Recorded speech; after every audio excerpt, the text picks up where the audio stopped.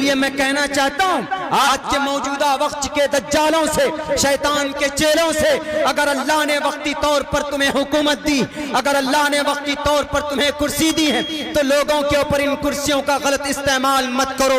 लोगों को ब्राह्मण और मुसलमानों के नाम पर झगड़े मत करवाओ, हिंदू मंदिर मस्जिद के नाम पर इनको लड़ाने की कोशिश मत करो, वरना एक बात याद रखना, यदा यदा ही धर्मस्य ग्लानिर्भवति भारत अभ्युत्थानम धर्मस्य तदात्मानं सृजाम्यहम्।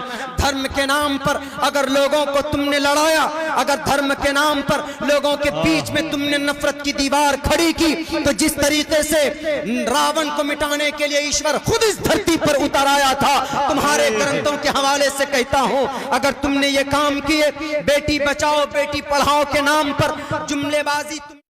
वेद व्यास जी ने इसकी तशरीह की कि शूद्रो ब्रह्मणतामिति ब्रह्मणश्चैति शूद्रताम क्षेत्रियो याति वित्रत्वम विघाद्विश्च्यम तथेच च एक एवात्र पति परजानाम कथम पुनर्जाति कीर्ता पर भेदा। इस साल तकरीबन मैं अक्सर जलसों के अंदर इसको पढ़ता हूं और समझाता हूं। क्यों? क्योंकि इन लोगों ने गुरु बनकर गेरवे रंग के कपड़े पहनकर अपने आप को ईश्वर का अवतार बता कर बाबा गुरमीत सिंह राम रहीम जैसे ये कट गुरु लोगों को बेवकूफ बनाते रहे, हकीकत को छुपा छुपा कर रख दिया और लोगों के ऊपर अपनी हुकूमत और अपनी बादशाहत बरकरार रखने के लिए लोगों को बांटते रहे कि मैं ब्राह्मण, मैं ही कुर्सी पर बैठूंगा, तुम शूद्र हो, तुम मेरे पैर की जूतियों के बराबर भी नहीं हो, तुम नापाक। नहीं मेरे हिंदुस्तान के हिंदू भाइयों, नोट और हवाला लिख लीजिए आप। 7872 साल पहले वेद व्यास जी ने जो भविष्य पुराण लिखा उसका ये श्लोक उठाइए जिसके अंदर साफ तौर पर क्लियर किया गया है कि शूद्रो ब्राह्मण तामिति। कोई भी आदमी परमात्मा के सर से पैदा नहीं होता है, पैदा हर इंसान एक समान बराबर पैदा होता है इन द वर्ल्ड, दुनिया के अंदर। कोई पैदाइशी एतबार से बड़ा नहीं होता कि ये पैदाइश ईश्वर इसको बड़ा बनाकर भेज रहा है कि यही पीएम बनेगा, यही सीएम बनेगा, यही मुखिया में एमएलए और एमपी यही बनेगा। नहीं, बल्कि कोई भी आदमी अपने कर्म से, अपने अमल से बड़ा होता है, अपने काम से बड़ा होता है। इस्लाम का भी यही अकीदा है। कोई भी आदमी पैदाइशी तौर पर बड़ा नहीं होता बल्कि अपने कर्म से बड़ा होता है। और बहुत से आदमी वो हैं कि जो बड़े खानदान से ताल्लुक रखते हैं। देखिए खानदान अलग है, मोहम्मद रसूलुल्लाह भी एक महान खानदान में पैदा हुए थे। शंबल गराम गुख्यस बराहमानयस, ऊंचे खानदान को ब्राह्मणयस, ब्राह्मण खानदान, कुरैश खानदान। खानदान बड़ा हो सकता है, पुराना हो सकता है, एक्सेप्टेबल हो सकता है, लेकिन पाक और नापाक नहीं। आप ये नहीं कह सकते कि कुरैश में पैदा हुए तो मोहम्मद रसूलुल्लाह पाक थे, अब कोई जोलाहा अंसारी बनकर आया खानदान में पैदा हुआ तो वह नापाक हो गया। ये कॉन्सेप्ट इस्लाम का नहीं है। यही बताया है इस मंत्र में। अगर कोई ब्राह्मण खानदान में पैदा हुआ तो अच्छी बात है, लेकिन ऐसा नहीं कि तुम्हें ईश्वर ने ब्राह्मण खानदान में पैदा किया तो तुम शूद्र को नापाक कहो और कहो कि तुम मेरी भाई गंदगी साफ करो और तुम अपने जब रास्ते में चलो तो कदम के निशान को भी मिटाओ। ईश्वर ये नहीं कहता। ईश्वर ये कहता है कि आदमी जो भी अच्छा काम करेगा अपने कर्म की बुनियाद पर वो महान होता है, कर्म के वजह से महान होता है। और बहुत से वो आदमी जो ऊंचे खानदान में होते हैं लेकिन अपने गंदी हरकत की वजह से, अपने गंदे कॉन्सेप्ट ख्यालात की वजह से वो शूद्र बन जाते हैं। एग्जाम्पल देता हूं आपको इस मंत्र का उदाहरण। हिंदुस्तान की तकदीर लिखने वाला, हिंदुस्तान के संविधान को लिखने वाला कौन?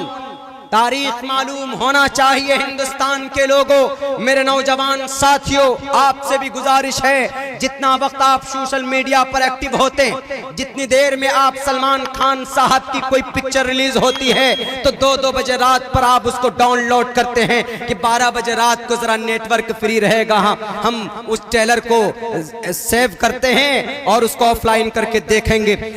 ये गलत है। तारीख के ऊपर भी आपकी नजर होनी चाहिए, तारीख के ऊपर भी आपकी गहरी नजर होनी चाहिए। हिंदुस्तान का विधाता कौन? हिंदुस्तान की तकदीर और संविधान को किसने लिखा?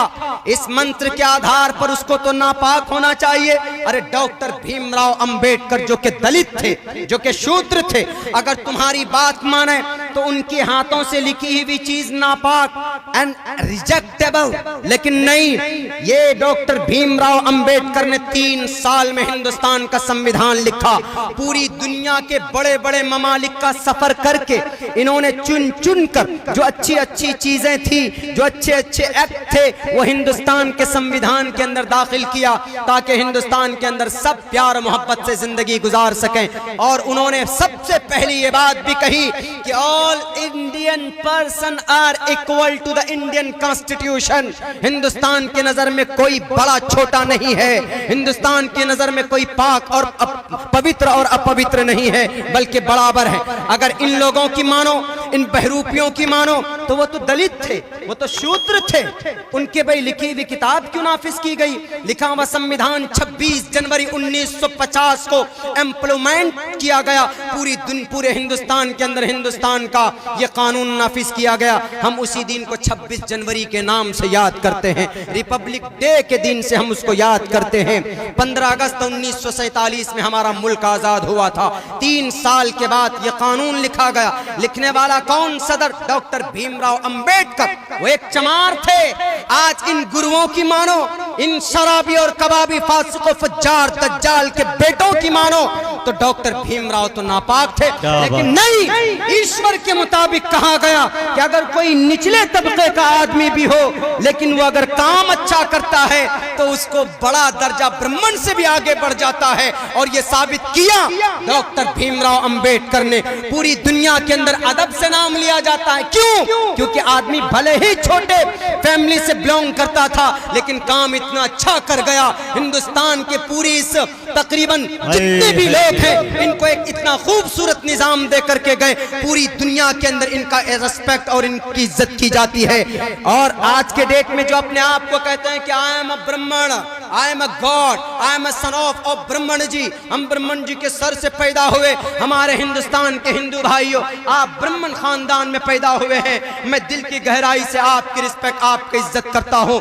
लेकिन अगर आपने या किसी ने भी, या अगर मुसलमानों में भी अगर कोई सैयद है या कोई चौधरी है, तो अपनी चौधराहट को किसी के ऊपर जुल्म करने के लिए इस्तेमाल करने के अल्लाह ने नहीं दिया। अगर आप ब्राह्मण हैं तो अच्छी बात है, लेकिन अगर इस ब्राह्मण को आपने गाय के नाम पर लोगों को मारने के लिए अगर इस्तेमाल किया, अगर आपने अपने इस ओहदे का इस्तेमाल मंदिर मस्जिद के नाम पर लड़ाने के लिए किया, अगर आपने अपने इस ओहदे का इस्तेमाल कहीं अभी गुड़गांव के अंदर अभी एक घराने को 10 लोगों की ऐसी बेरहमी के साथ पिटाई की गई, जब पीटने के लिए वो बेलगाम घोड़े आए थे, अपने आप को कह रहे थे कि मैं ब्राह्मण हूँ। आपको ईश्वर ने ब्राह्मण बनाया ना मासूम निहत्थे लाचार लोगों के ऊपर अत्याचार करने के लिए नहीं।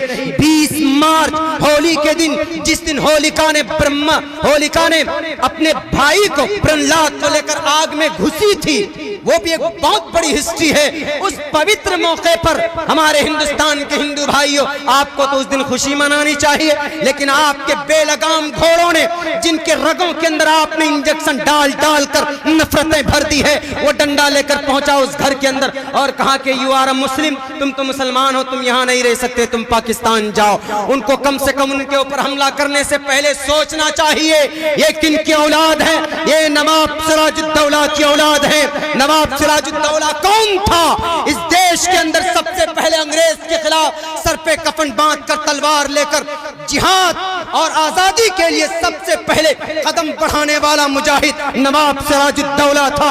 आपने सोचा होता 2 बार 3 बार 10 बार कि हम जिस फैमिली को मार रहे हैं, इनके बाप दादाओं की बड़ी कुर्बानी रही।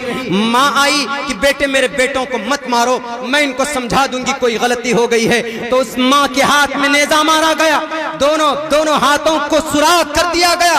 एक मासूम से 1.5 साल की बच्ची थी, दरवाजा तोड़कर अंदर घुसा और उस बच्ची को बेड पर ऐसे पटक कर मारा गया कि वो बच्ची बेहोश हो गई। उस घर से निकलने वाला 3 साल का एक इफरान नाम का बच्चा, वो अपने पड़ोस में पहुंचता है और जाकर कहता है कि मुझे जरा रंग दे दो ताकि मैं अपनी शक्ल पे लगा लूंगा तो ये लोग मुझे नहीं पहचानेंगे, नहीं मारेंगे। लेकिन इतनी नफरत भरी गई हमारे हिंदुस्तान के हिंदू भाइयों, ब्राह्मण का ये मतलब नहीं होता है कि हिंदुस्तान के लोगों के बीच में इतनी नफरतें भर दो कि वो एक मासूम बच्चे की भी हिफाजत ना करे धर्म के नाम पर। ऐसा हिंदुस्तान में हो रहा है, ऐसा हो रहा है। अगर अब्दुल्ला सालिम झूठ बोलता है तो मेरी जुबान खींच लीजिए आप, ताकि मैं आइंदा आप लोगों को ये झूठी कहानी ना सुना सकूं। ये तो जनाब रिकॉर्डेड था, इसलिए लोगों के सामने ये बात आ गई। लेकिन आज उन जल्लादों को, आज उन हत्यारों को, आज उन मुजरिम को नहीं पकड़ा गया, उन्हें छोड़ दिया गया। कहां यह हमारा हिंदुस्तान जा रहा है? अल्लाह के नबी अलैहिस्सलाम ने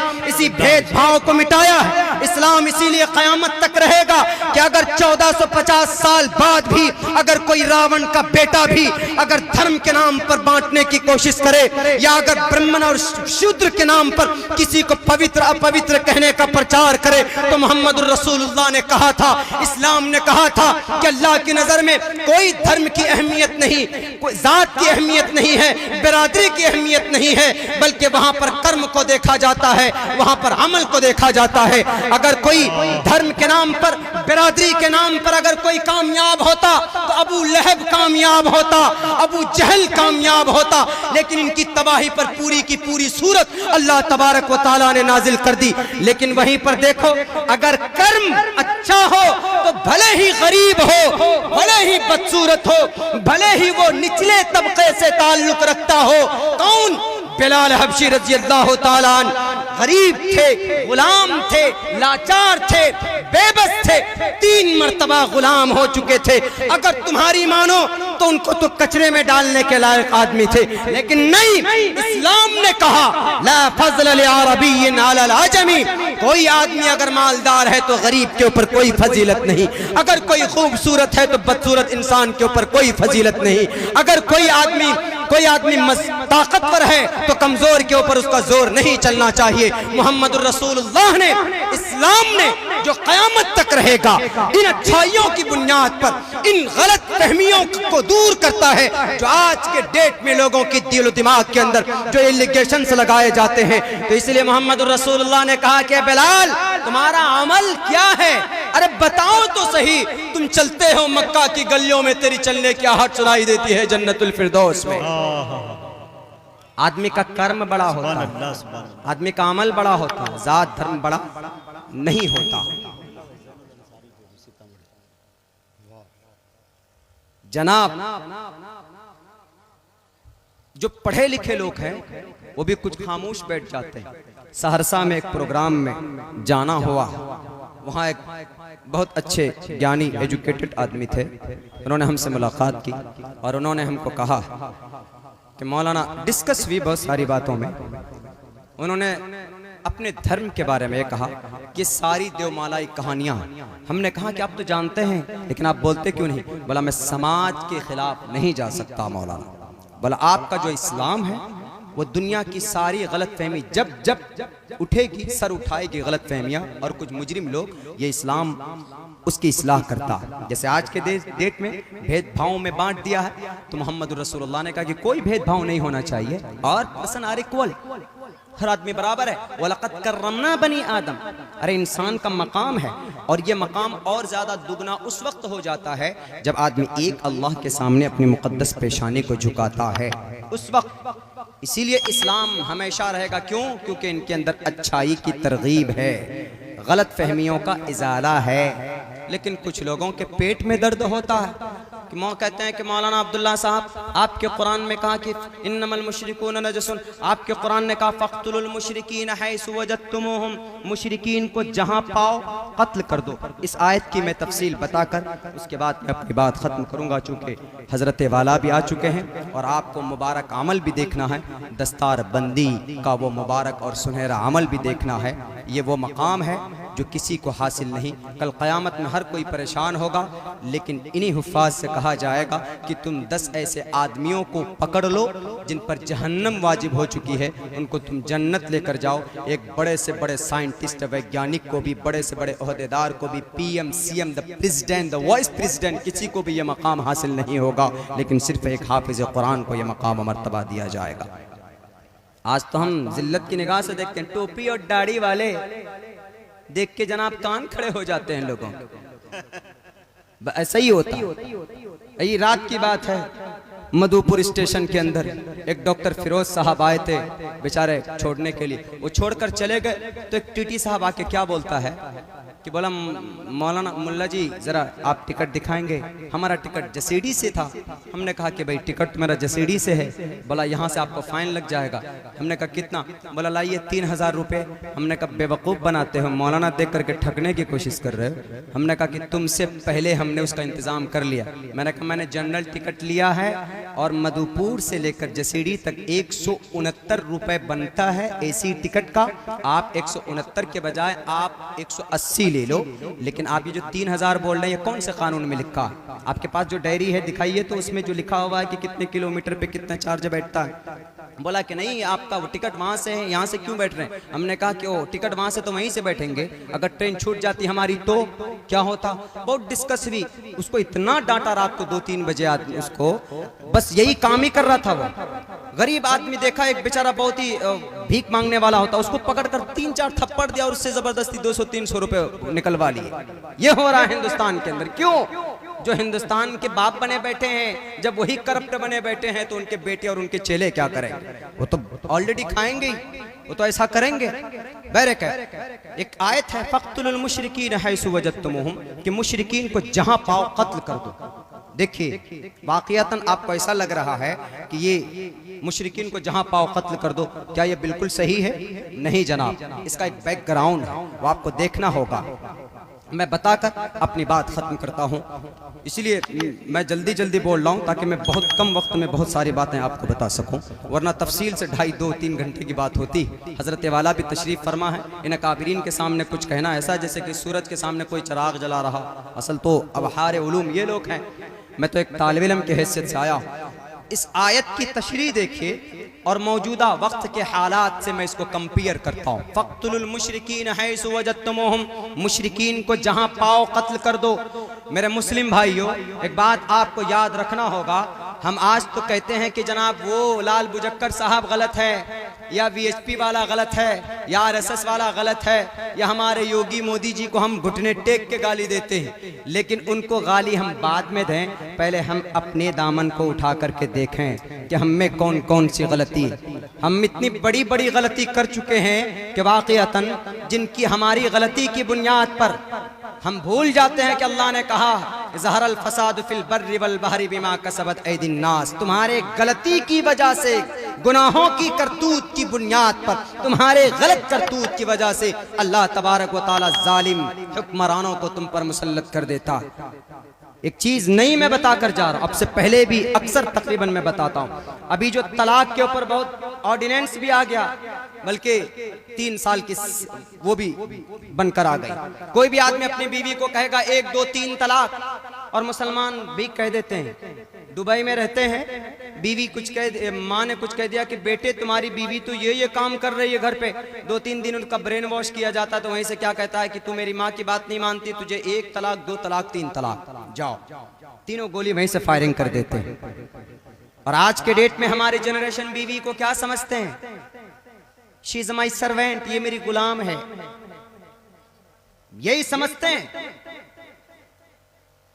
बीवी मीन्स नौकरानी नहीं, बीवी का मतलब लाइफ पार्टनर, एक दोस्त, शरीक हयात। कैसे शरीक हयात? जैसे मोहम्मदुर रसूलुल्लाह सल्लल्लाहु अलैहि वसल्लम की जिंदगी थी। क्या मोहम्मदुर रसूलुल्लाह प्यार मोहब्बत नहीं करते थे? अपनी बीवियों के साथ रोमांस नहीं करते थे? रोमांस मतलब, रोमांस का ये मतलब नहीं कि चलती हुई औरत को या चलती हुई लड़की को आप छेड़ें, या किसी गैर महरम को व्हाट्सएप पे आप लिखें 56 मरतबा कि my sweet heart and today I am not feeling sleepy, मुझे नींद नहीं आ रही है, and I love you and what did you take in the dinner, तुमने रात में क्या खाया? वो कहती कि अंडा, ऊपर वाला डंडा लेके बैठा है।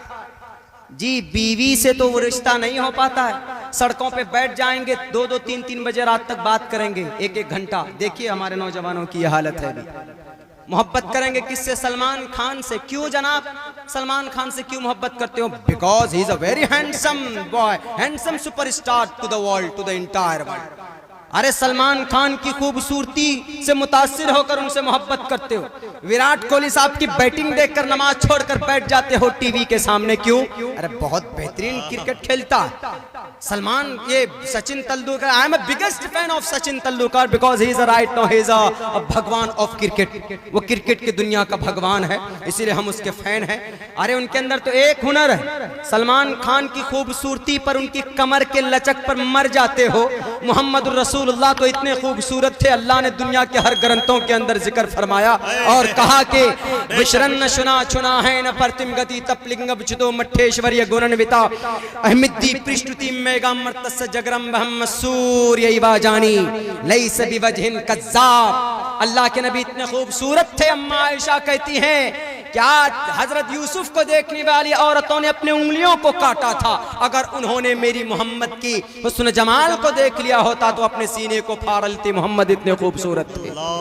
सलमान खान के दीवाने रातों को आप करेंगे जनाब, उनकी फॉलोइंग डेटा चेक करेंगे आप। I am a biggest fan of Salman Khan जनाब। अगर वो नंगी, अगर वो यहां तक पैंट पहनकर आ जाए, नंगा होकर आ जाए, सिर्फ चड्डी पहनकर, तो हमारे जवान भी नंगे हो जाएंगे। जबकि कोई फजीलत नहीं है उनके पीछे, उनके चरित्र पर मरने पर। नबी की एक सुन्नत को अदा कर लो तो 100 शहीदों का सवाब दिया जाएगा। क्या बात है भाई। मन अहया सुन्नती इंद फसादी उम्मती फलहु अज्रु मियति शहीद। रवाहु मिशकात की हदीस है। एक सुन्नत पर अमल कर लो 100 शहीदों का सवाब। हमारी मस्जिदें तो बाद में हमारे बाबरी मस्जिद तोड़ने की बात की गई है, पहले तो हमने खुद नमाज छोड़ कर अपनी मस्जिद को बेगाना किया और ताला डलवाया है। क्यों गाली देते हम योगी जी साहब को, मोदी जी को? क्योंकि हमने गलत रास्ता इख्तियार किया। वरना 313 आप थे, 1000 के नाक में नकेल डालकर गुलाम बनाया था। 30,000 की जंग, 30,000 की फौज थी। तारिक बिन जियाद की मौजूदगी में 1 लाख आदमियों को गाजर मूली की तरह जुल्म तशद्दुद करने की बुनियाद पर उनको गाजर मूली की तरह काटा था। कहाँ गई वो ताकत? आज भी तुम्हारी समाज की बहू बेटियों की इज्जत को लूट लिया जाता है। यही सीतामढ़ी की सरजमीन पर जैनुल अंसारी को मार मार कर उसके सर को फोड़ा गया। और ताज्जुब है हमारे मुस्लिम राजनेताओं पर। वो कहते हैं कि जनाब वो तो एक्सीडेंट था। हम तो उससे पूछते हैं कि कम से कम जालिम आदमी अपने ईमान को बेचा तो